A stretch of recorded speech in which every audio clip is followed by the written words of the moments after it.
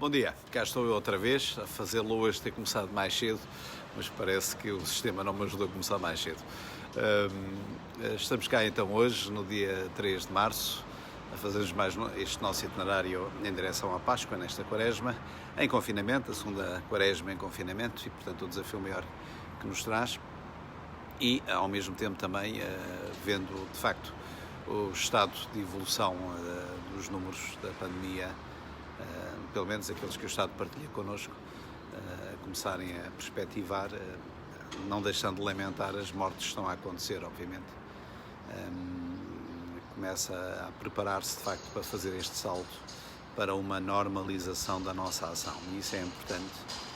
E, acima de tudo, novamente, a garantia das liberdades individuais, que são importantes. Mesmo com um disparate ou outro, é importante nós voltarmos à responsabilidade da nossa ação.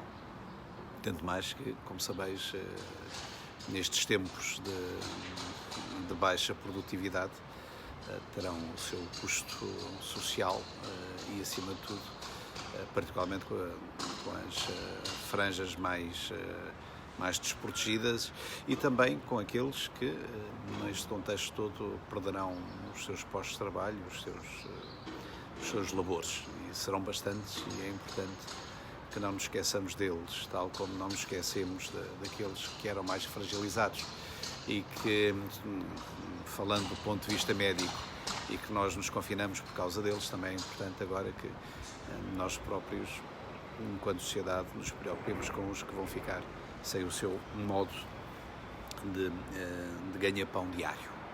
Isto é um assunto importante, particularmente nesta semana Cáritas. Depois também recordar-vos, dia 5 o Santo Padre embarcará para o Iraque, e é importante que a nossa oração o acompanhe, particularmente neste diálogo mais difícil com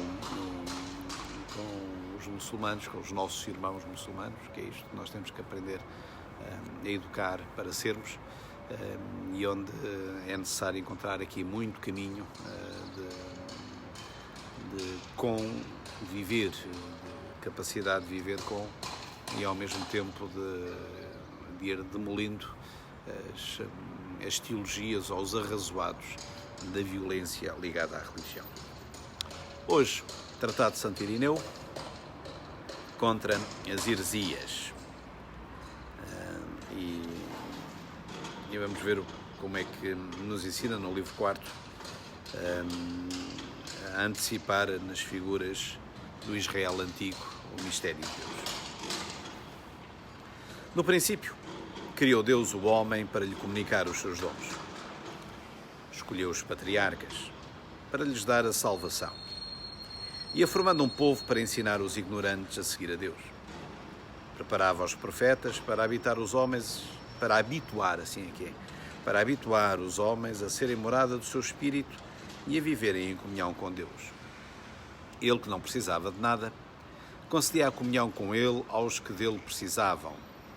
Para os que lhe eram agradáveis, traçava, como um arquiteto, o edifício da salvação. Aos que nada viam no Egito, servia ele próprio de guia. Aos que andavam errantes no deserto, dava uma lei perfeita. E, se Deus quiser, iremos ouvi-la este próximo domingo. Aos que entravam na terra prometida, oferecia uma digna herança.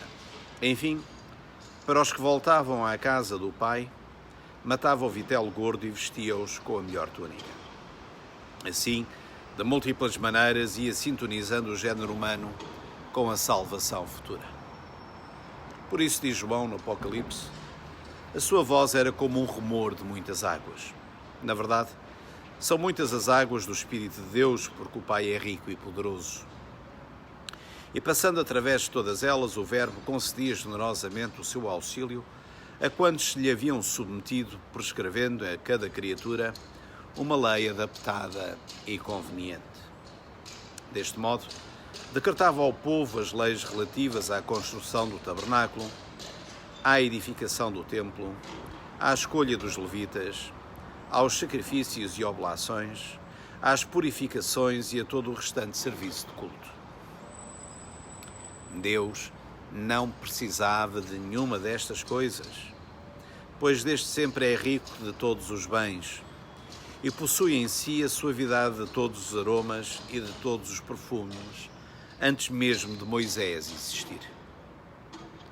Mas educava um povo sempre inclinado a voltar aos ídolos, dispondo por meio de múltiplas graças a perseverar no serviço de Deus, chamando pelas coisas secundárias às primordiais, ou seja, pela figura à realidade, pelo temporal ao eterno, pelo carnal ao espiritual, pelo terreno ao celeste, tal como foi dito a Moisés.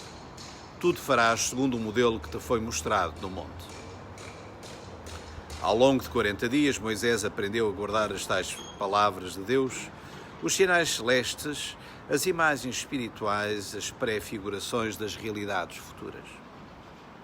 Também Paulo diz: bebiam do rochedo espiritual que os seguia. E o rochedo era Cristo.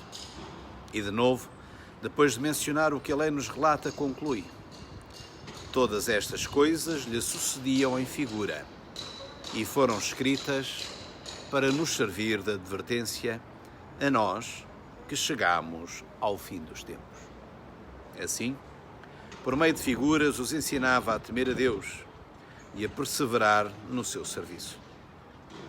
Deste modo, a lei era para eles, ao mesmo tempo, norma de vida e profecia das realidades futuras. Meus caros, vamos ficar então aqui hoje, depois deste texto de Santo Irineu, de alguma forma também percebendo esta relação com Deus, que de facto para nós tem que ser gratuita. Não façam da casa de Deus casa de comércio. Ou seja, não façamos da relação de Deus nem dos sinais de Deus uma relação comercial. Não é por aí que nós obtemos outros fins, porque este é o problema. Deus é o fim, é o centro, é o cerne a partir do qual nós aprendemos a viver e ao qual nós conduzimos as nossas vidas. Quando tiramos Deus do meio, o que quer que a gente coloque lá torna-se da nossa idolatria. O problema da idolatria não é só adorar deuses estranhos, é fazer das coisas e das pessoas nossos deuses. E olhem que pagamos língua de palmo se assim acontecer. Até já, bom dia. Vamos fazer deste tempo um tempo dos últimos tempos, ou seja, um tempo de Deus.